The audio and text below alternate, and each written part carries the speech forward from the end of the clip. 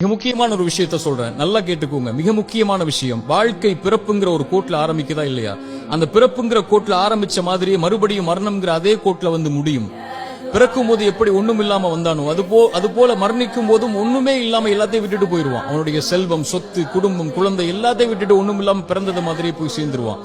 அப்ப எதுக்கு இந்த வாழ்க்கை, எதுக்கு இவ்வளவு பெரிய போராட்டம்னு கேட்கக்கூடியவங்களுக்கு இறை தூதர் இந்த 3 செயல்களை நீங்க உலகத்துல வாழும் போதே விதை போடுங்கன்னு சொன்னாங்க. அது பின்னால நீங்க அறுவடை செய்வீங்க. நீங்க மரணிச்சதற்கு பிறகும் உயிரோட வாழ்வீங்க அதன் காரணமான்னு சொன்னாங்க.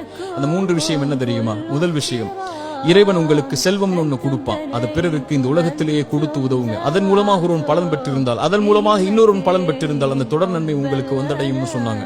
இரண்டாவது, இறைவன் உங்களுக்கு கல்வின்னு ஒண்ணு கற்றுக் கொடுப்பான். எதுவா இருந்தாலும் சரி, ஒரு எழுத்தா இருந்தாலும் சரி, அது பிறருக்கு பலன் பெற கற்றுக்கொடு. அதன் மூலமாக அவன் பலன் பெற்றிருந்தால், அதன் மூலமாக பலன் பெற்றிருந்தால் அந்த நன்மை வந்து சேரும்னாங்க.